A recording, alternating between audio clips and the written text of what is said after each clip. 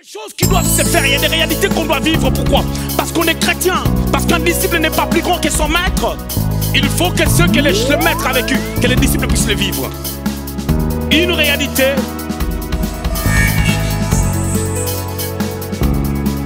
C'est une réalité dans notre parcours.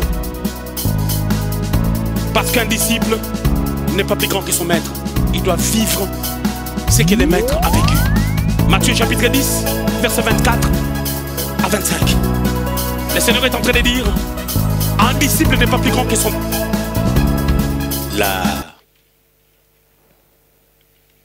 La destinée de l'Église. Amen. La grande destinée de l'Église. Pourquoi la grande? Parce qu'elle est grande. Voilà. On avait commencé un sous-thème la fois passée. C'était les dimanches. J'avais demandé que je voulais continuer avec le message sur la destinée, bien que les dimanches, on devait parler de réalité de l'appel.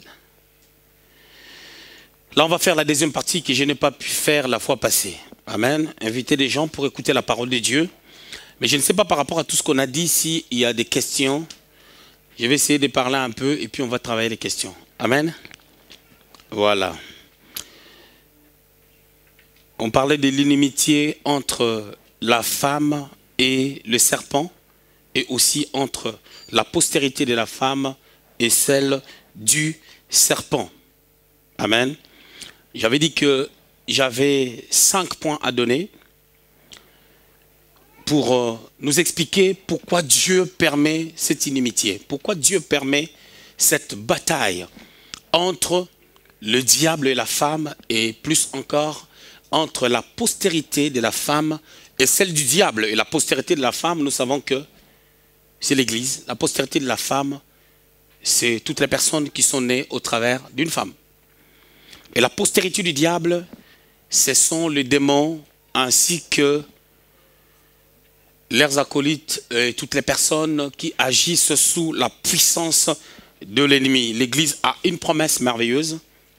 Cette promesse, c'est le porte de séjour des morts n'avait aucun pouvoir de prévaloir contre l'Église de Jésus-Christ. Matthieu chapitre 16 au verset 18 à 19. On va lire notre pensée des bases sur cette notion d'inimitié. On va prendre Genèse au chapitre 3. On va lire le 15e verset. C'est un rappel. Ce qui nous intéresse dans ces passages, c'est la première partie, c'est-à-dire la partie A. Parce que la partie B, vous remarquerez, c'est ce à quoi on s'était apaisanti la fois dernière. Pas le dimanche, mais le jeudi passé. Je lis la parole au nom de Jésus. Genèse au chapitre 3, verset 15. Faites en sorte que le téléphone ne puisse pas nous déranger, s'il vous plaît. Faites en sorte que vous puissiez gérer ça tranquillement. Et il faut inviter les gens avant que moi je prenne la parole. Vous le faites déjà bien avant. Parce que je suis dérangé dans tous les mouvements dans la salle. Tout ce que les gens font comme mouvement dans la salle, ça me dérange. Je mettrai, on est dans Genèse au chapitre 3, au 15e verset. Je mettrai l'inimitié entre toi et la femme, entre ta postérité et sa postérité. Celle-ci t'écrasera la tête et tu lui blesseras le talon. On avait dit que ce qui nous intéresse, c'est la partie A, la première partie. Je mettrai, c'est Dieu qui est en train de dire qu'il mettra l'inimitié entre la femme et le serpent, qui est l'image du diable. Entre la postérité de la femme, c'est-à-dire toutes les personnes qui sont venues au monde. Vous savez, je l'avais dit ici que tout être est venu au monde au travers de la femme. Y compris le Seigneur est venu au monde au travers de la femme parce qu'il était dans le ventre de la femme. Mais sauf que le Seigneur diffère à tous les autres ou à toutes les autres créatures. Parce que nous sommes venus au monde au travers de l'union entre l'homme et la femme, mais le Seigneur est venu au monde au travers d'une union entre le Saint-Esprit et Marie. Parce que le Saint-Esprit devait couvrir Marie de son ombre et l'enfant qui devait naître devait être appelé le Fils de Dieu. L'inimitié entre la postérité de la femme que nous sommes et la postérité du diable. On avait dit ceci, les combats, cette bataille que l'Église endure, que les hommes endurent sur la terre, les gens de l'Église, ceux-là qui sont sauvés, ceux-là qui sont nés de nouveau, j'avais expliqué que le diable n'a jamais été d'accord de ton appartenance à Dieu. De la manière dont tu appartiens à la famille de Dieu, le diable n'a jamais été d'accord parce que il était écrit, ou je dirais, il est dit sur toi que tu as été créé à l'image et à la ressemblance de Dieu. Genèse au chapitre 1er, verset 26. Chose qui n'a pas été dite à l'égard du diable qui est notre adversaire, notre ennemi. L'inimitié, on avait donné la première interprétation en disant que ça peut montrer ce que le diable penserait.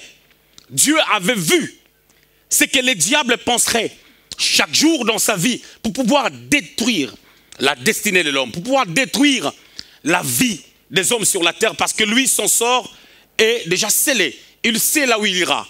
Il a été précipité à cause de son attitude et il n'a jamais été récupéré. Et depuis lors, il a commencé à s'acharner à l'homme. Mais sauf qu'il y a une manière de contrecarrer l'ennemi. Il y a une manière de pouvoir empêcher les diables de faire ce à quoi il est prédestiné à faire sur base de son attitude, de son état d'esprit. Raison pour laquelle nous allons voir 5 choses, qui nous permettent de pouvoir comprendre pourquoi Dieu permet cette inimitié. Qu'est-ce que Dieu cherche en nous? Pourquoi Dieu ne pouvait pas empêcher les diables de ne pas faire toutes ces choses? Parce que l'inimitié, ça devait ressortir non pas du cœur de l'homme, mais par contre, des intentions du diable. Alors Dieu l'a vu et Dieu l'a permis. On avait lu dans Amos, au chapitre 3, verset 6, que le prophète est en train de parler de la part de Dieu en disant que est-ce que quelque chose peut arriver, je paraphrase, si Dieu n'est pas l'auteur. On avait expliqué que Dieu n'est pas l'auteur du malheur. Mais par contre, même quand le malheur arrive, c'est Dieu qui le permet. Il y a une cause derrière toute chose, en bien ou en mal. Et c'est Dieu qui permet. Et par ricochet, on dira que c'est Dieu qui a permis que le diable puisse développer la rancœur envers l'homme. Et Dieu le permet, l'homme peut le ressentir, l'homme peut le voir. Si l'arbre humide qui est Christ a été attaqué, a été tenté, et nous, le bois sec. Parce qu'un disciple n'est pas plus grand que son maître. Souvent les évangéliques, lorsqu'ils parlent de ces passages qui disent un disciple n'est pas plus grand que son maître, ils ont tendance à parler de belles choses. Hein, un disciple n'est pas plus grand que son maître. Si le Seigneur est glorieux, nous aussi nous devons être de la gloire. Mais dans les contextes, s'il faut rester vraiment contextuel, le Seigneur, quand il parlait de ça, il parlait plutôt de la souffrance et de l'obéissance à la volonté de Dieu, qui est un prix à payer. C'est-à-dire, si le maître a été flagellé, a été torturé, les disciples peuvent subir le même sort. Je parlais avec quelqu'un tout à l'heure, et je lui ai dit que ce qui nous empêche, surtout spécialement en Europe, d'aller loin, d'exceller dans la grandeur que Dieu a placée en nous depuis l'éternité, parce que nous avions été prédestinés à la gloire, c'est notre ego, notre façon de faire, notre façon de voir les choses. On a trop de barrières. J'aime pas ça, je fais pas ceci, tu vois pas cela, tu vois pas cela, j'ai quand même un mari, j'ai quand même des enfants. Toutes ces choses-là mettent une barrière. Le Seigneur choquait les gens. Il a dit à un homme, dans Luc au chapitre 9, 59, 60, 61, vous allez voir, dans ces blocs de passages-là, il dit, laisse les morts enterrer leurs morts. La personne dit, je te suivrai partout, mais permets-moi d'abord, est-ce qu'on peut lire ça? Permets-moi d'abord d'aller prendre congé de ceux de ma maison. Mais la réponse du Seigneur était scandaleuse. Une réponse scandaleuse.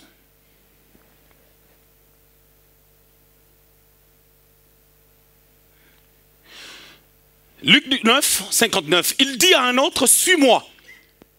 Et il répondit, Seigneur, permets-moi d'aller d'abord ensevelir mon père. Qui était décédé? Son père. Le papa d'un frère X ou Y est décédé. Et je te dis, commence à réfléchir maintenant. Le papa, hein? Tu es là, ton père est décédé. Et moi maintenant je te dis, laisse les morts enterrer leurs morts, mais toi suis-moi. On est à l'évangélisation. On doit aller visiter un frère, on doit aller visiter une sœur. Laisse ces histoires-là. Bien-aimés dans le Seigneur, je veux que l'Église de Dieu puisse apprendre à se poser des questions sur la parole de Dieu ou devant la parole de Dieu. Nous voulons la gloire. Nous voulons entrer dans la grandeur, expérimenter des grandes choses. Et des fois, nous mourons avec des illusions dans la tête. Des fois, notre âge est en train d'avancer. 50 ans, 52, 53, 54, 55. On continue à croire à certaines choses comme si on avait 25 ans. Parce que Dieu l'a dit. Je ne conteste pas ce que Dieu a dit. Mais ce que Dieu a dit doit aller en conformité avec notre attitude. Verset 59. Laisse-moi d'abord aller ensevelir mon père. Comme quand Ordela avait perdu son père. Nous laisse les morts enterrer leurs morts. Mais Jésus lui dit, laisse les morts ensevelir leurs morts. Et toi, va annoncer le royaume de Dieu. Il faut évangéliser. Nous avons un programme qu'on a arrêté d'évangélisation. Et toi, tu veux aller où? Tu veux aller enterrer quelqu'un? Si tu veux me suivre, tu dois entrer dans ce programme d'évangélisation. Toi, va annoncer le royaume de Dieu. Waouh! Un autre lui dit, verset 61, je te suivrai, Seigneur, mais permets-moi d'aller d'abord prendre congé de ceux de ma maison. Verset 62, Jésus lui répondit, quiconque met la main à la charrue et regarde en arrière n'est pas propre au royaume de Dieu. Vous savez, regarder en arrière, c'est quoi? Vous savez, le principe que nous avons, le principe qu'on a mis dans notre vie, qui ne nous amène pas à atteindre Dieu, c'est lié à notre passé. Mais la Bible déclare que celui qui met la main dans la charrue ne regarde plus en arrière. Combien nous regardons notre passé, ce qu'on nous a fait, ce que nous subissons. Et nous oublions que ce qu'on nous a fait, il y a des gens qui ont expérimenté des choses pires que nous. Joseph, ses propres frères, ils étaient en train de se comploter. C'est-à-dire, en d'autres termes, je vous explique très bien. Des fois, vous prenez ces histoires-là comme des blagues. Un exemple bête, Jenny est par terre. Ok, par terre. Eunice a mis des talons, elle a pris son pied. C'est sur Jenny ici. On doit le tuer. Ils sont en train de se disputer, maintenant il faut le tuer. C'était ça. Eric est par terre, c'est les pieds de papy avec Annie et tout. Vous comprenez un peu la dimension? Genèse chapitre 50. Joseph dit, vous avez pensé me faire mal, mais Dieu.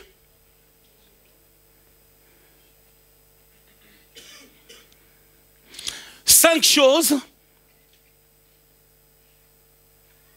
qui naissent en nous. 5 choses que nous apprenons lorsque nous traversons cette bataille, lorsqu'il y a l'inimitié, lorsque le diable cherche à s'imposer dans notre vie et que Dieu le permet. 5 choses à voir par rapport à cette réalité. La première des choses, on va aller vite. La première des choses, lorsque Dieu permet que tu ressentes la pression de l'ennemi, ça peut être une réprimande de la part de Dieu. Dieu est en train de te réprimander sur base de quelque chose que tu avais fait. Juge au chapitre 6, verset 1 à 4. Juge chapitre 6, verset 1 à 4.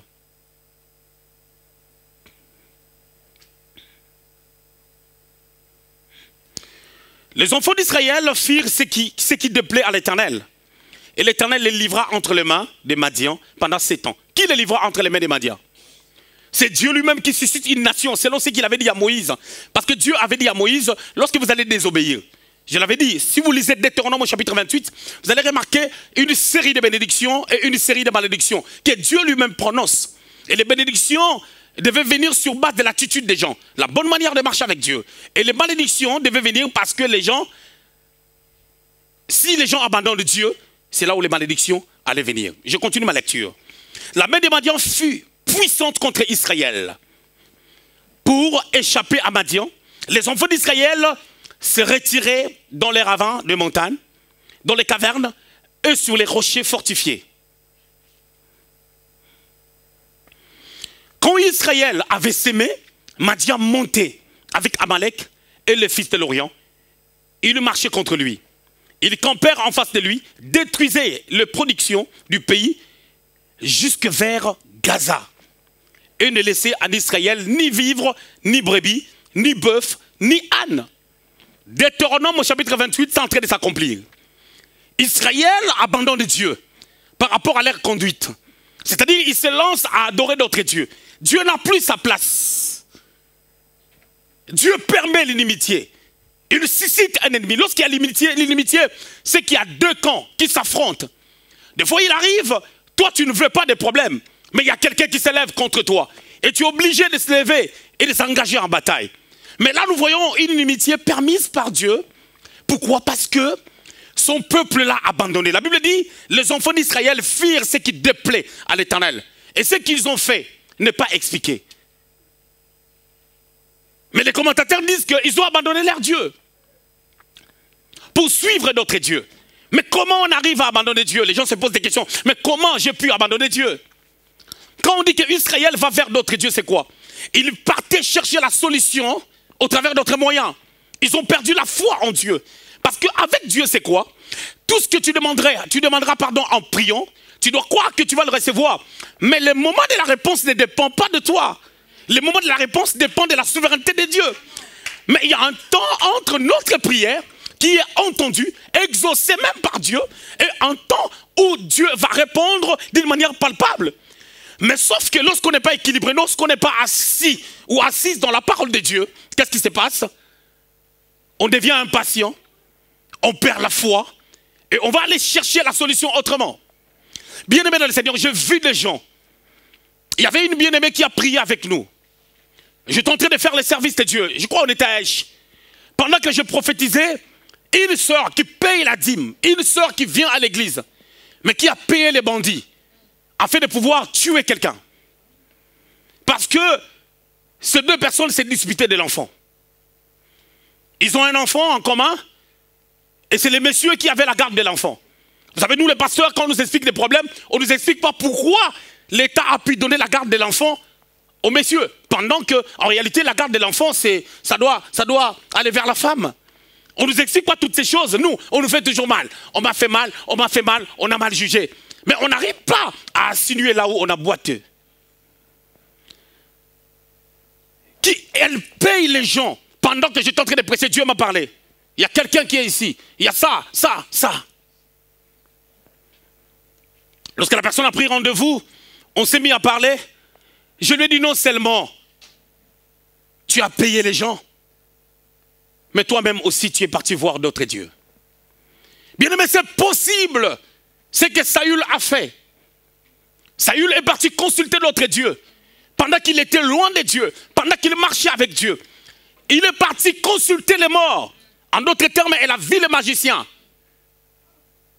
Une femme voyante pour lui prédire l'avenir. Il n'est pas parti consulter Dieu parce qu'il connaissait sa relation avec Dieu. Il arrive des fois qu'on pose des actes qui n'ont rien à voir avec Dieu. Quelqu'un me dira, non, mais moi, je ne peux pas aller voir un marabout. Quelqu'un me dira, oh, moi, je ne peux pas tuer quelqu'un. Ah, mais il arrive des fois, nous tuons les gens par nos paroles, par nos pensées. J'ai tenté de dire à Eric aujourd'hui, si d'autres personnes apprenaient que le prophète exaucé a fait un accident et qu'il s'est cassé les jambes, il a perdu ses jambes, il ne marchera plus. Il y a des gens qui vont fêter. Il y a des gens, vous serez tristes de me voir dans cet état, mais il y a des gens qui seront tellement dans la joie. Ils vont dire, waouh, enfin nous allons rester calmes. Oh, enfin il nous a fatigués avec ses discours, avec ses prédications. Il y a des gens qui seront contents. Bien aimé le Seigneur, il y a des gens qui pensent tellement du mal de toi, ils ont la Bible en main. Ils ont la Bible en main, mais ils cherchent ta destruction. Raison pour laquelle tu dois comprendre que si tu t'attaches à Dieu, Dieu est fidèle. Il est le rémunérateur de ceux qui le cherchent. C'est très important de les comprendre. Israël a fait ce qui déplaît à l'Éternel. L'Éternel les a livrés. Il y a même un temps qui est spécifié. Pendant 7 ans, Israël était sous la domination des Madianites. Alors le pire, c'est pas ça. Le pire est qu'Israël fouillait.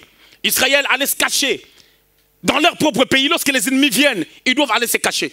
Ils abandonnaient les maisons, ils abandonnaient les femmes, ils abandonnaient les enfants pour aller se cacher. Parce que l'ennemi commençait à contrôler les territoires. Quel manque de paix. Pendant que vous avez un Dieu qui s'appelle Shalom, le prince de paix. Mais cette paix-là est perdue parce que cette paix doit être liée à notre conduite, notre attitude avec Dieu. La deuxième des choses, vous remarquerez, lorsque Israël s'aimait, parce que je vous avais dit que Israël vivait des récoltes, pardon, vivait de l'agriculture et de l'élevage. Ils étaient des bergers et ils étaient aussi des agriculteurs. Lorsqu'ils s'aimaient, l'équilibre de la nation, l'économie de la nation était basée surtout sur l'agriculture. Quand ils s'aimaient, qu'est-ce qui s'est passé? Les Madianites venaient, ils détruisaient tout. Ils ne laissaient rien à Israël. L'économie avait des problèmes. Pendant 7 ans, il y a la bataille. Et là, tu n'as pas une bonne lecture. Tu vas dire, Seigneur, où es-tu? Pourquoi tu n'agis pas? Pourquoi tu ne te manifestes pas? Mais il faut comprendre aussi quelle est notre attitude, nous, Israël, à l'égard de ce Dieu-là qui nous a aimés. On est en train de dire la première des choses que Dieu permet lorsqu'il y a l'inimitié. Il est en train de nous réprimander. Mais quand Dieu nous réprimande, c'est que j'aime avec Dieu. Dieu ne reste pas toujours dans ses décisions. Concernant sa nature, Dieu ne change pas. Dieu ne change pas dans sa nature. Mais par rapport à ses agissements, Dieu change. Il a dit, si vous revenez à moi, je reviendrai à vous. Ésaïe, chapitre 9 au verset 1er. Dans d'autres versions, c'est chapitre 8, verset 23. Ésaïe 9, chapitre 1er, pour ceux-là qui ont la version Louis II. La Bible dit, les ténèbres ne régneront point toujours. Même si ces ténèbres viennent de Dieu, et que c'est Dieu qui a envoyé les Madianites pour commencer à nous contrôler. Lorsque nous revenons à Dieu, ces ténèbres ne régneront plus jamais. Parce qu'il a dit, si vous confessez vos péchés, il est juste et fidèle pour vous pardonner et pour vous purifier de toute iniquité. Judas et Pierre ont fait quasiment la même chose. Pierre a régné le Seigneur, Judas l'a livré. Pas peut-être la même valeur profonde, mais les deux ont abandonné le Seigneur. Judas, si on regarde bien ses actes, si on ne connaît pas la parole de Dieu, on peut comprendre comme si Judas s'est repenti. Il ne s'est pas repenti. Pour que la repentance de Judas soit validée, il ne devait pas vivre avec l'esprit des morts. Judas a remis l'argent. Judas a regretté. Mais il est parti se pendre. Donc ses actes n'étaient pas sincères. C'était un simple remords. Et le remords n'est pas la repentance. Mais la Bible déclare quand Pierre a régné le Seigneur à 3 reprises, il a pleuré amèrement. Et le pleur de Pierre était vraiment une vraie repentance. À tel point que le Seigneur, dans Marc au chapitre 16, pardon, dans Marc au chapitre 13, je crois, au verset 7, le Seigneur est en train de dire, allez dire, non, Marc 16, 7, allez dire à mes frères et à Pierre, Marc 16, 7. Parce que le Seigneur savait que Pierre était déboussolé. Pierre était déboussolé. Pierre n'était pas bien à cause de ce qu'il venait de faire. La vraie repentance. Et quand on revient au Seigneur, le Seigneur nous agrée et il nous fait du bien. Le deuxième point, pour aller vite, le deuxième point c'est, lorsque Dieu permet l'inimitié, où on se sent confronté par les ennemis, par le diable, on sent la présence, une pression. Qu'est-ce que Dieu cherche à faire? Dieu a fermé notre chemin de la destinée pour nous amener à le connaître autrement. Il a fermé la route de notre destinée. On avait dit que la destinée, c'est comme quelqu'un qui prenait l'autoroute. L'apôtre Alidor l'avait abordé. Il y a 5 véhicules qu'il fallait prendre pour aller vers son destin, dans la destination. Et Dieu, lorsqu'il veut affermir, lorsque je parle d'affermir, c'est-à-dire affermir veut dire consolider. Affermir veut dire faire asseoir sur des dogmes, sur des pensées équilibrées. Affermir veut dire connaître ce à quoi on est appelé à connaître. Excusez-moi la tautologie. Il dit, je suis en train de dire, l'affermissement de notre chemin de la destinée. Pour que nous puissions connaître Dieu comme on ne l'a jamais connu. Job, chapitre 42, verset 5. Mélissa. Job, chapitre 42, au verset 5. Écoutez, Job est en train de s'exprimer. Mon oreille avait entendu parler de toi. C'est Job qui parle de Dieu. Toi là, c'est Dieu. Mon oreille avait entendu parler de toi. Mais maintenant, mon œil t'a vu. On parle de deux éléments, de deux choses corporelles. Il y a mon oreille et mon œil. Vous devez comprendre une chose. Tout ce que j'entends, ce n'est pas tout ce que je peux voir ou tout ce que je peux toucher. Je peux entendre au travers de la radio. Je peux entendre au travers de la télé. Je peux entendre au travers de mon portable. Je peux entendre au travers de quelqu'un. Je peux entendre d'une manière ou d'une autre. L'action s'est faite au travers de mon oreille. Je peux entendre sans voir. Mais ce qu'on voit, ce que l'œil voit, on peut le toucher. Et ce qu'on touche, on peut détecter la matière de la chose qu'on touche. Mais pourquoi Job dit cela? Parce que Job, Dieu lui-même rend un bon témoignage à sa faveur. Job, au chapitre 1er. Vous allez remarquer un discours merveilleux qui se passe au ciel. Dieu lui-même prend les devants pour témoigner sur sa créature, sur son serviteur. À cette époque, il n'y avait pas encore de fils. Parce qu'on est devenu fils à cause des lèvres de la croix. Et tous ceux-là qui ont servi Dieu avant la croix n'étaient pas des fils, c'était des serviteurs et des créatures de Dieu. Dieu était leur Dieu, mais Dieu n'était pas leur père. Mais toi et moi, Dieu est notre père. Écoutez, Job au chapitre 1er, vous allez voir comment est-ce qu'on rend témoignage de Job. Mais celui-ci qui rend un témoignage ne connaissait pas Dieu. Comme Dieu voulait qu'il puisse le connaître. Bien aimé, le fait d'avoir la Bible en main n'atteste pas que quelqu'un connaît Dieu. Le fait de faire 30 ans à l'église, 25 ans à l'église, ne détermine pas ta connaissance que tu as de Dieu. Être à l'église, c'est quelque chose. Connaître Dieu, c'est autre chose. Job, au chapitre 1er. On va voir. C'est intéressant ça. Job, au chapitre 1er.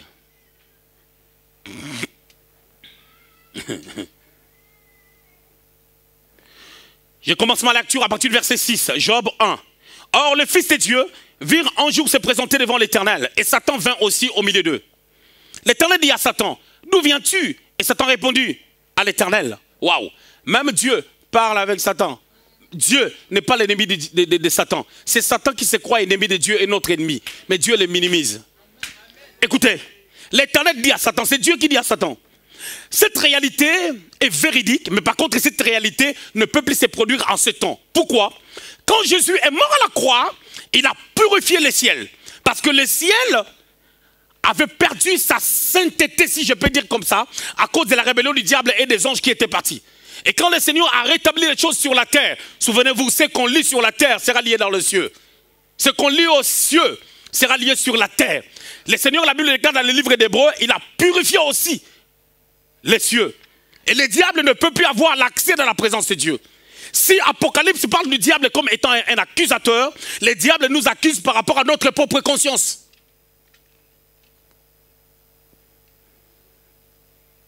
Écoutez, l'Éternel dit à Satan, verset 7, d'où viens-tu? Et Satan répondit à l'Éternel, de parcourir la terre et de m'y promener. Ah, le diable se promène, hein? Il cherche qui va dévorer. 1 Pierre 5, 8, il rôde tout autour de nous. Verset 8, l'Éternel dit à Satan, as-tu remarqué mon serviteur Job? Écoute le témoignage de Dieu. Il n'y a personne comme lui sur la terre. C'est un homme intègre et droit, craignant Dieu et se détournant du mal. Écoutez, Dieu est en train de témoigner sur Job. Quelle grâce! Dieu dit, il n'y a personne comme lui sur la terre. Mais attention, il n'y a personne comme lui sur la terre en ces temps-là. Et dans sa contrée. Job a vécu dans le territoire d'Ut. Job était contemporain d'Abraham. Mais sauf qu'ils n'ont pas servi Dieu dans le même territoire. Le territoire d'Ut, c'est vers l'Orient. Vers la Mésopotamie là-bas. Les contrées qui ont été bâties par Nimrod. Et ces gens étaient tellement méchants. Dieu a pris Abraham pour qu'au travers d'Abraham, une nation puisse sortir. Tu vois comment Dieu fait les choses? Tu ne sais pas qui tu es. Tu ne sais pas quelles sont les nations qui peuvent sortir de toi.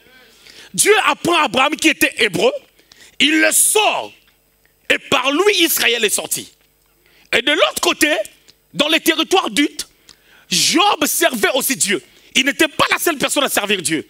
Vous avez remarqué dans l'histoire de Job, Job avait ses amis qui connaissaient aussi Dieu. D'ailleurs, ils étaient en train de juger Job sur base de la parole de Dieu. Il y a ses amis qui disaient que quelqu'un qui marche avec Dieu ne peut pas vivre de telles choses. Mais quelle était la problématique de Job? Dieu témoignait sur Job par rapport à tous les gens de son époque et qu'il était spécial, mais pas par rapport à Dieu. Dieu précise bien, il dit, il n'y a personne comme toi. Le plus grand danger de l'église Méas, le plus grand danger des chrétiens d'aujourd'hui, vous vous comparez à d'autres chrétiens et à des pasteurs qui font des bêtises et vous vous sentez peinard. Pendant que Dieu te mesure, non pas sur base de la mesure que toi tu mesures l'autre, mais Dieu te mesure prophétiquement sur base de sa mesure à lui par rapport à ton appel, à la parole que tu écoutes et à l'alliance que tu as faite avec lui. Quand le Seigneur est en train de dire que vous serez mesurés par la même mesure que vous mesurez les autres, c'est l'ancienne alliance. Et Jésus n'était pas encore mort à la croix. Parce que toutes les paroles du Seigneur, il faut les équilibrer aussi sur base des contextes. Et vous devez comprendre que sur le plan doctrinal, toute pensée qui sort de son contexte devient un prétexte. Et les prétextes ne sont pas reçus d'une manière légale pour respecter les dogmes. Pour respecter les fondements, nous devons rester dans les contextes avant de faire sortir la révélation. Comme quelqu'un qui prêchait en disant, ce gars-là, il s'appelle comment? Samson. Samson, il a tué beaucoup plus de gens dans sa mort plutôt que de son vivant. Mais sur le plan contextuel, mais c'est une connerie. Comment tu vas mourir toi-même et tu détruis les autres? Demande à Dieu la force de recommencer la mission. Mais lui, il demande la force pour venger ses yeux. Or, la Bible déclare, à moi la vengeance, à moi la rétribution. Dieu témoignait Job par rapport aux gens de son époque. Il y a une précision. As-tu remarqué mon serviteur Job? Tu n'as pas vu que son attitude était différente? Dieu a appelé Noé. Noé était différent des gens de son époque qui n'ont pas écouté l'évangile, mais Noé a écouté la voix de Dieu. Il a respecté ce que Dieu lui avait demandé. Noé a ouvert une brèche qui a préconisé, qui a préfiguré la dispensation même de la grâce. Il ouvre l'arche. Les gens sont entrés. Et les gens qui sont entrés, ce sont des gens qui ont cru. C'est comme dans la dimension de la grâce, dans la dimension de l'église. Ceux-là qui croient, ils appartiennent à l'église. Noé était juste parmi les gens de son époque. Mais quand Noé a bu du vin, le mal qui était en lui s'est ressorti. Ce n'était pas par rapport à Dieu. Par rapport à Dieu, il était au bas de l'échelle. À part Christ, tous les gens qui ont travaillé dans la Bible, ils ont eu leurs failles. Ne vous y trompez pas, il faut bien lire la parole de Dieu. Samuel, il était un bon serviteur. Israël le témoigne. Un bon serviteur. Israël le témoigne. 1 Samuel chapitre 7. 1 Samuel chapitre 8. On les témoigne, on dit que tu es bien. Tu marches avec Dieu, mais tes enfants ne marchent pas selon Dieu. Un bon père spirituel, mais un mauvais père biologique. Parce que ses enfants ne sont pas devenus des juges et des prophètes. Même la nation les a refusés. Donc quelque part, il a failli aussi dans sa mission. On témoigne sur Job. Mais quand on témoigne sur Job, si tu prends ça d'une manière évangélique, si tu ne rentres pas dans la profondeur du témoignage de Job, c'est comme des prophéties que vous recevez de part et d'autre ou ici. Quelqu'un qui te dit, ma soeur, tu as la grandeur, tu vas aller quelque part, mon frère, tu vas devenir un grand serviteur de Dieu. Est-ce que te comportes-tu à la taille de ce qu'on t'a dit? La prophétie, c'est ce qui arrivera. C'est lié à ta destinée, à ce que tu vas devenir. Mais dans la destinée, il faut prendre l'autoroute. Il faut aller quelque part. Si tu ne prends pas, si tu n'empruntes pas l'autoroute, tu n'arriveras jamais. Et beaucoup de gens ont reçu des prophéties, ça les a rendus orgueilleux. Moi j'ai la chose de Dieu. Moi j'ai l'étoile de Dieu. J'ai l'aura. L'huile est sur ma tête. L'huile peut être sur sa tête sans que ça fasse quoi que ce soit. David avait l'huile sur sa tête. L'huile se fait valoir parce qu'il a tué Goliath. Pendant que toute la nation israélite avait peur. Peur de Goliath. Quand ils ont quitté, il y avait plus de 20 000 personnes. Et il y avait 600 000 hommes. Quand ils ont quitté l'Égypte. Arrivés à la terre promise, ils se sont multipliés. Et au temps de David, au temps de Samuel, au temps de Saül, ils étaient nombreux. Mais tout le monde avait peur. L'huile qui était sur lui. Mais qu'est-ce qui se passe aujourd'hui quand on dit aux chrétiens, tu dois faire ça. Oh, je ne saurais pas. Oh, moi ceci, moi c'est là. Les excuses. Job dit, Donc Job, en d'autres termes, s'il a pu dire dans Job 42, verset 5, que ici, il a entendu parler de Dieu, mais maintenant, son nez, il l'a vu. C'est parce qu'il a vu Dieu le former. C'est parce qu'il a vu Dieu travailler en lui. Il a senti que la main de Dieu s'est appesantie sur lui. Il a senti que la main de Dieu s'est posée sur lui, bien-aimé. Tu te sens à l'aise, tu te sens libre parce que tu as ton salaire à la fin du mois, parce que tu gagnes quelque chose. Sans l'église, sans moi, tu peux manger, tu peux vivre, tu peux t'acheter une voiture, mais ce n'est pas la finalité. La finalité, c'est ancré dans ta destinée. Il y a la royauté en toi, il y a l'excellence en toi, il y a la grandeur à toi. Il faut que cette grandeur puisse sortir. Pour que cette grandeur sorte, quelqu'un doit te prendre pour t'amener là où tu ne voudras pas. Jésus dit à Pierre, quelqu'un te prendra, il t'amènera là où tu ne voudras pas.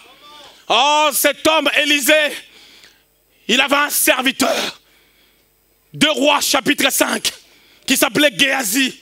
Je crois que Géasi avait des problèmes. Les commentateurs ont dit que Géasi avait des difficultés, qui nécessitaient des biens, une aide. Mais écoutez, quand Naaman a donné, le père a dit on ne prendra pas. Géasi l'a suivi. Il a fait des choses à la compte de ce que son père voulait. Il a satisfait un besoin présent, mais il a créé des problèmes futurs. Il arrive des fois où on satisfait les besoins présents. Je vais ensevelir mon père. Mais on a créé un problème futur, un problème qui peut toucher la progéniture. Parce que Élisée lui avait dit, la lèpre de Naaman s'attachera à toi. S'attachera à toi et à ta postérité. Oh, qu'est-ce que les gens dans leur famille, ils ont des problèmes qui se perpétuent.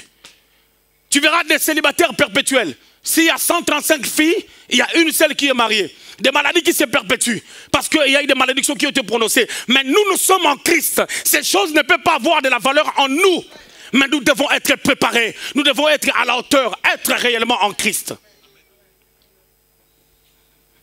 Job a compris. Job a eu des temps de discussion avec Dieu. Parce que le Seigneur l'avait tellement brisé. Je vous avais dit qu'il y a une nette différence entre le brisement et le prix à payer. Le brisement enlève les choses en nous. Enlève ce qui n'est pas bien en nous. Et à ce niveau, il y a des choses qui sont bien, qui s'imposent. Mais le prix, c'est lorsque tu comprends et volontairement tu commences à faire des choses compliquées, difficiles à faire, sans qu'on te pousse. C'est ça le prix. Hébreux chapitre 10, la Bible déclare, il a souhaité ni sacrifice, ni holocauste. Il a dit dans le livre du rouleau, il s'agit de moi. Je viens faire ta volonté. Ce n'est pas quelqu'un qui me l'impose. Mais les accords que j'ai avec toi, la compréhension, la connaissance de la mission. J'ai une destinée. Oui, j'ai ressuscité Lazare. Ce n'est pas ça ma destinée. C'est juste un parcours. Mais ma grande destinée, c'est de mourir à la croix. L'église doit apprendre à mourir à la croix. L'église doit apprendre à perdre. Comme Job qui a tout perdu de ce qu'il avait. Mais ce que j'aime avec Dieu, il est le rémunérateur de ce qu'il cherche. Avec Dieu, on ne perd toujours pas. On croit avoir perdu, mais avec Dieu, on ne perd pas parce qu'il est celui qui récompense. Il est celui qui rembourse. C'est que les sauterelles, le gélec ont dévoré. Parce qu'il ne reste redevable à personne. Et il a dit dans Agé que la gloire de la seconde maison sera plus grande que celle de la première. Je voulais dire à quelqu'un qui a perdu, la gloire que Dieu peut te donner, peu importe l'âge, dépasse ce que le monde peut te donner. Raison pour laquelle le Job, qui avait tout perdu, Dieu lui avait donné le double. Job avait quel âge? Dieu, c'est un Dieu de grandes surprises. Il arrive des fois, un coup flamme, un coup résout tous les problèmes. Les mauvaises réponses que tu donnes aux gens, la colère que tu manifestes, c'est juste kozanga. C'est-à-dire que tu manques tellement de plusieurs choses. Tu manques tellement de plusieurs choses. Tu as changé ta position. Tu deviens comme la météo. On attend voir comment est-ce que le temps sera par toi. Quand on voit ton visage, on dit bon, la météo aujourd'hui ça donne.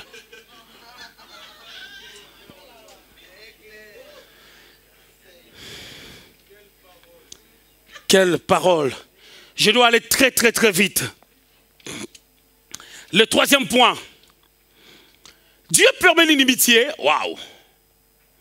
L'inimitié, c'est une réalité. Dans notre parcours. Parlant de réalité, je voulais dire, c'est quelque chose qu'on doit à tout prix vivre. Parce que c'est comme ça. Vous savez, il y a des choses. Un exemple bête, lorsqu'on baptise, les baptêmes, c'est un engagement extérieur. Ok? les baptêmes ne purifient pas l'homme intérieur. Les baptêmes, c'est un engagement extérieur selon 1 Pierre 3, 21. Mais pourquoi nous le faisons? Parce que c'est la parole de Dieu. Parce que Matthieu 28, 19 a dit, allez, faites de toutes les nations les disciples et les baptisants. Il y a des choses qui doivent se faire, il y a des réalités qu'on doit vivre. Pourquoi? Parce qu'on est chrétien, parce qu'un disciple n'est pas plus grand que son maître. Il faut que le maître a vécu, que les disciples puissent le vivre. Une réalité, c'est une réalité dans notre parcours. Parce qu'un disciple n'est pas plus grand que son maître. Il doit vivre ce que le maître a vécu. Matthieu chapitre 10, versets 24 à 25. Le Seigneur est en train de dire, un disciple n'est pas plus grand que son maître. Le disciple sera traité comme son maître. Comme je disais, les évangélistes, les évangéliques qui prennent la parole selon les prétextes, laissant les contextes à côté, quand ils parlent de ces passages, des fois, ils oublient que ça parlait vraiment de la souffrance du Seigneur, des prix que le Seigneur devait payer. Mais tu dois atteindre un niveau où tu dois quitter les temps, l'histoire des brisements où Dieu vient de force pour t'imposer des choses. Mais tu dois atteindre un niveau où tu entres dans la dimension d'être comme les maîtres. Tu comprends que je dois payer les prix. Et quand tu payes les prix, Dieu te donnera la gloire qu'il a prévue pour toi. Matthieu chapitre 17, verset 5. Mélissa Pépé, Matthieu 17, verset 5, rapidement.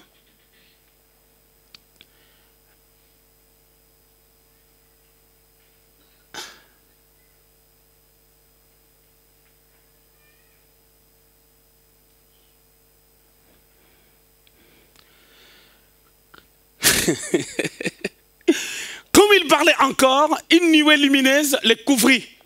Et voici une voix fit entendre de la nuée ces paroles. Celui-ci est mon fils bien-aimé, en qui j'ai mis toute mon affection. Écoutez-les. Ça, c'est la transfiguration.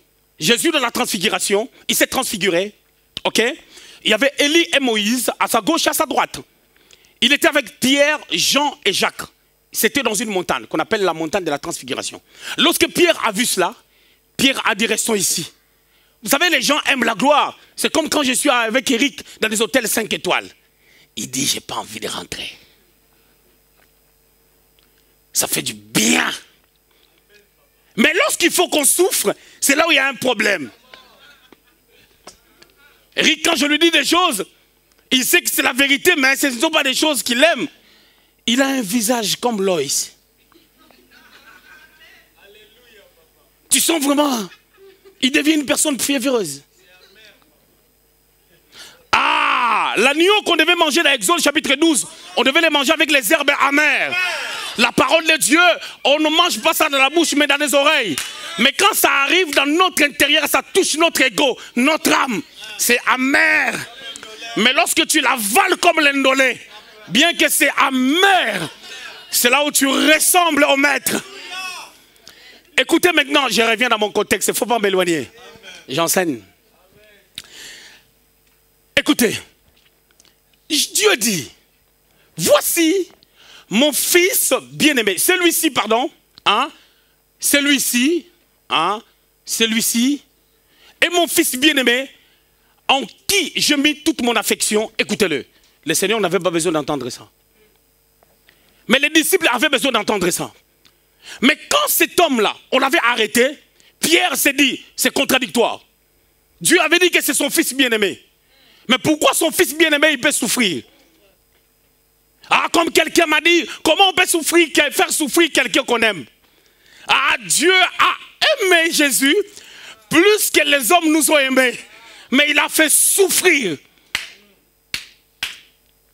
Il a dit, écoutez-le, ce qu'il va vous dire le concernant, écoutez-le. Parce que quand ça va arriver, vous allez perdre la foi.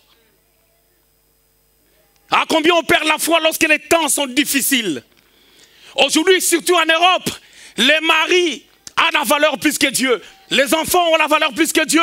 Nos amitiés ont de la valeur plus que Dieu. Nos fêtes ont de la valeur plus que Dieu. Notre personnalité a de la valeur plus que Dieu. Tout ce que nous aimons, ça a de la personnalité plus que Dieu. Alors le Seigneur dit, celui qui aimera son enfant, le Seigneur était dangereux. Hein? Plus que moi n'est pas dit de moi, c'est quoi aimer? privilégiés. Vous allez remarquer que tout ce que nous faisons nous-mêmes pour protéger les gens, pour faire des bêtises, ils en font. Raison pour laquelle j'aime pas être un pasteur qui fait les flics derrière les gens.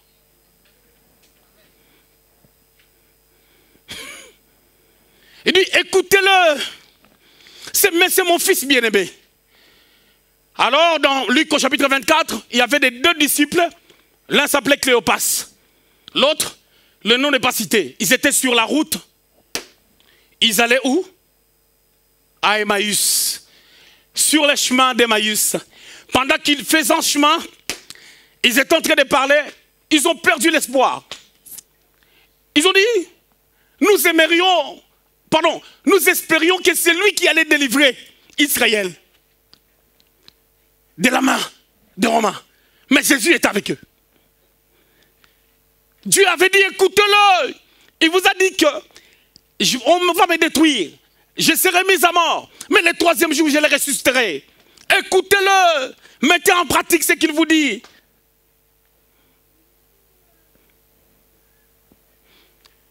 Mais comment est-ce que celui que le Père aime, le Père peut laisser les gens lui tabasser? Pourquoi le Père ne peut pas les empêcher? Amos chapitre 3 verset 6, la partie B, est-ce que rien peut arriver sans que Dieu soit l'auteur? La Bible dit, il a plu à Dieu de l'humilier. Il a plu à Dieu de m'humilier, de permettre des choses qui ont amené les gens à me critiquer, à parler contre moi. Mais c'est le parcours pour ressembler au maître. Mais qui est-ce qui aime l'écriture? Les critiques, pardon. S'il y a des choses qui vous mettent hors de vous, qui vous empêchent de prier, qui vous empêchent de se connecter, les gens quittent même les églises parce qu'il y a un bloc de gens qui les critiquent, qui les regardent mal. Ouh, comme ça tu ne grandiras pas. Tu ne peux pas devenir la femme d'un ministre, d'un directeur de la banque. Mais il y a mari et mari, je vous précise bien. Pour avoir un homme qui réfléchit bien, qui a la tête sur les épaules, ce n'est pas des blagues. Ces hommes-là cherchent aussi des femmes posées. Ce n'est pas comme ça. Oh my God. Ce n'est pas des blagues. Hein?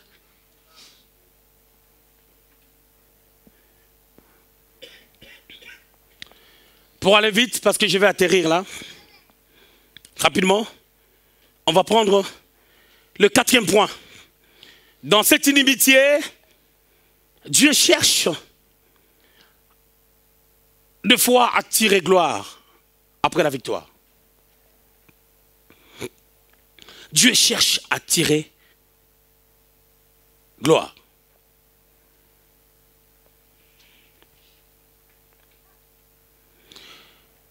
Dieu aime que la gloire lui revienne.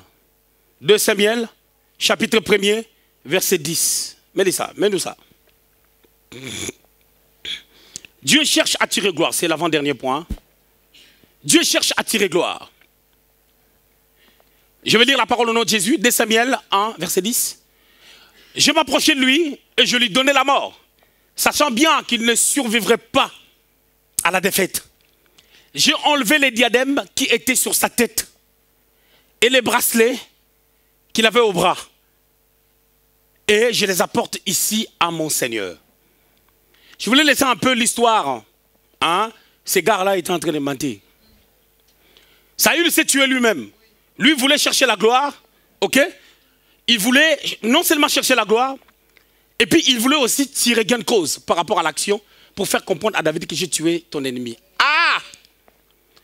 Vous qui êtes là, si vous entendez que ton ennemi est dans les malheurs, dites, j'avais dit, d'ailleurs moi j'avais rêvé de ça. Mais David, c'est lui qui voulait le tuer. La Bible dit 2 fois. Les commentateurs ont dit 21 fois. David a eu 2 opportunités pour les tuer. Il ne l'a pas fait. Et puis il a appelé mon père.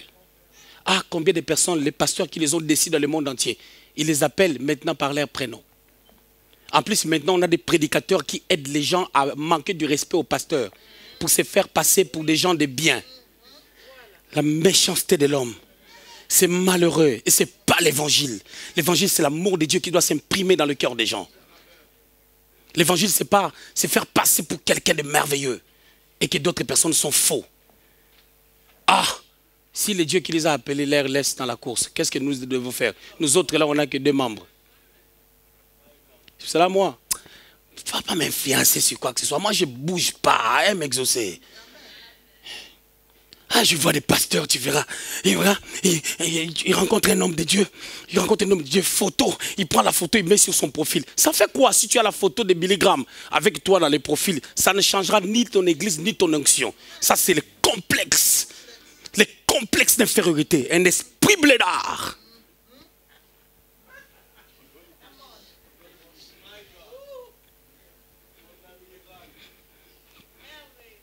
Ça demande la délivrance mentale.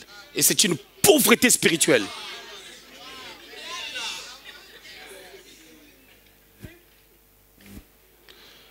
Mais, par rapport à ce que je voulais dire, Dieu aime tirer sa gloire.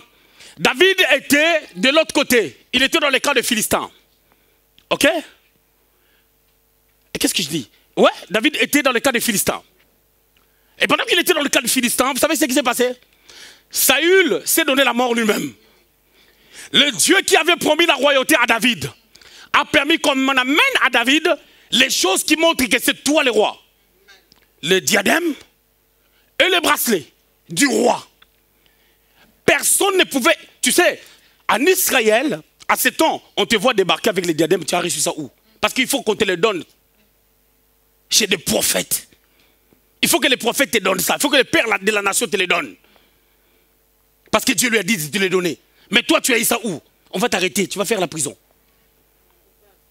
Mais on lui amène ça.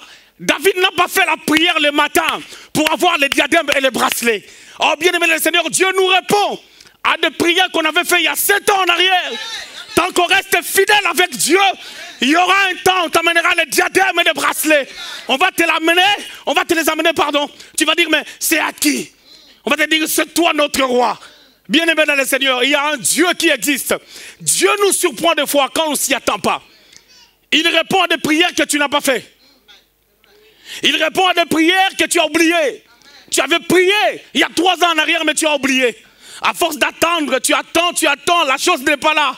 Mais un jour, quelqu'un débarque, il t'amène les diadèmes et les bracelets royaux. Pendant que tu es dans les camps de Philistins. Or, les bracelets et les diadèmes, c'est comme le passeport et le visa. Les diadèmes, c'est le passeport qui doit permettre à David de quitter les camps des Philistins et de revenir à Israël. Reviens, mais tu reviens comme un roi. David, si on lui envoyait des courriers, je ne sais pas qui récupérait ces courriers. Or, comme il avait quitté le pays pendant longtemps, il y a des nations, quand tu fais une année hors le pays, on annule ton titre de séjour. Alors, on est qu'il retourne avec un titre de séjour annulé, il retourne avec les diadèmes. Et les diadèmes montrent que c'est lui le nouveau roi. Oh, c'est comme Joseph qui était entré en Égypte comme un clandestin. Je voulais dire à quelqu'un, tu peux entrer d'une manière illégale comme Joseph. Mais Dieu prend ce qui est illégal pour le rendre légal. Il y a un Dieu qui change les circonstances. Il y a un Dieu qui est capable de transformer les vies. Il y a un Dieu qui est capable de solutionner les problèmes. Shikao tabreka basanta baba. Chandelebo shiti. Yakuma la sekapawa. 5e point pour aller vite. Et vous allez vous remarquer dans le 4e point, David pouvait dire, Seigneur, je te bénis. Il pourra dire, tu es pour nous le bon berger, parce que tu as pris soin de moi. Il pourra dire, l'Éternel est mon berger, je ne manquerai de rien. Il y a un Dieu. 5e point. Dans ce que tu es en train de faire, Dieu veut à la fin que tu dises, ce n'est pas ma stratégie. Ce n'est pas parce que je sais faire certaines choses, mais c'est parce qu'il y a un Dieu. Un Dieu. Il faut qu'à un moment donné, tu vas dire, il y a un Dieu. Tu seras comme si tu étais en train de faire un rêve, mais ça sera toi. À un moment donné, ton téléphone va sonner, tu vas dire, non, ce n'est pas mon téléphone. Les gens sont en train de se tromper les numéros. Ils ne se sont pas trompés les numéros. C'est toi. 5e et dernier point. Dans cette inimitié, qui ne plaise pas aux gens, bien entendu, Dieu cherche à amener ses serviteurs à l'élévation. 1 Samuel, chapitre 17, verset 55. Mélissa, au boulot. 1 Samuel 17, verset 55. J'ai lu au nom de Jésus. Lorsque Saül avait vu David marcher à la rencontre du Philistin, il dit à Abner, chef de l'armée, de qui ce jeune homme est-il fils, Abner? Abner répondit, aussi vrai que ton âme est vivante, ô roi, je l'ignore. Cette cinquième partie va nous introduire dans une notion de père et fils. Pour dire que dans la destinée de l'Église, Dieu a fait en sorte que ses fils deviennent des fils des hommes pour entrer dans leur destin. Je reviens. Écoutez, je parlais de l'élévation. L'élévation, c'est une étape de la vie où on arrête d'être une personne ordinaire. On devient une personne extraordinaire. Et là, nous voyons David a tué Goliath. Et parce qu'il a tué Goliath, il courait maintenant avec sa tête. Écoutez, je vais vous préciser quelque chose. Goliath mesurait, selon le calcul des théologiens, 3,5 mètres. De 3 à 3,5 mètres. Goliath, pouvait peser entre 270 kg à 350 kg. Vous pouvez imaginer sa tête était comment? Donc c'est comme si c'était la tête de 3 personnes. Goliath, ça lance seulement avec 80 kg. Les boucliers déjà qu'il portait, qu'il avait déjà, ça pesait plus que David. Et quand David l'a terrassé, sa grosse tête là, David l'a attrapé, je ne sais pas comment, comme ça ou comme ça, mais Dieu sait. David a mis ça sur la tête comme les femmes qui vendent les fumbois ou qui mangent les pains ou qui vendent les pains. Vous savez, il y a des femmes qui, lorsqu'elles vendent les pains en chemin en Afrique, ils mettent un truc sur la tête et puis l'assiette, ça ne bouge pas. Elle est en train de marcher. Hey, je passe. L'assiette, là, c'est la marmite, ça ne bouge pas. Quel équilibre! J'ai compris que, vous savez, quand tu t'habitues avec Dieu, quand tu marches avec Dieu, c'est ce qui peut t'arriver. On ne peut pas te bouger, comme ces femmes-là. Je reviens. On pose la question à David, on pose la question, pardon, à Abner. Le roi pose la question. Il dit, c'est qui ce jeune homme est-il fils? Là, c'est l'élévation. Hein? David n'était plus une personne ordinaire. Mais, il y a une question qui doit se poser. Au chapitre 16, David, c'est lui qui soulageait Saül. Saül les connaissait. Mais qu'est-ce qui a troublé Saül? C'est par là que je m'arrête. Quand tu atteindras les niveaux qu'il faut, quand Dieu t'amènera à une certaine dimension, je te dis que le roi se posera la question. Les gens se posent des questions. Moi, il y a des gens, quand ils me voient, ils disent, mais c'est lui l'enfant de Lungu? C'est lui l'enfant des pharmaciens Nicolas? Est-ce que c'est lui ou c'est pas lui? Je dis, c'est moi. Parce que j'ai vu les visages, oui, tu as vu les visages, sauf que moi, je suis plus grand que lui, il était. Mais c'est lui. Donc, je suis un arbre qui est sorti de lui.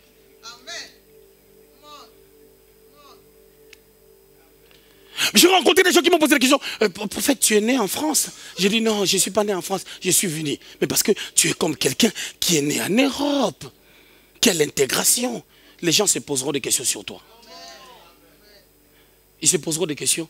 Tu es qui? Tu es la fille de qui? Dis-leur, je suis la fille d'Exaucé.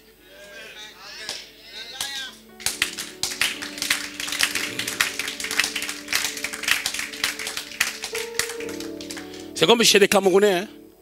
Si ton père s'appelle par exemple Exaucé, pour dire la fille de, on dit Ngo. Donc toi tu es Ngo Exaucé. Moi je suis Camerounais.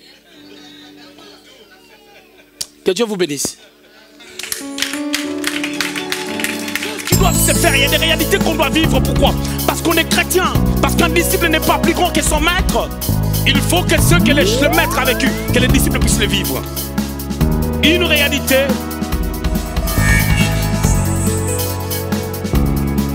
C'est une réalité dans notre parcours. Parce qu'un disciple n'est pas plus grand que son maître. Il doit vivre ce que le maître a vécu. Matthieu chapitre 10, verset 24 à 25. Le Seigneur est en train de dire, un disciple n'est pas plus grand que son maître.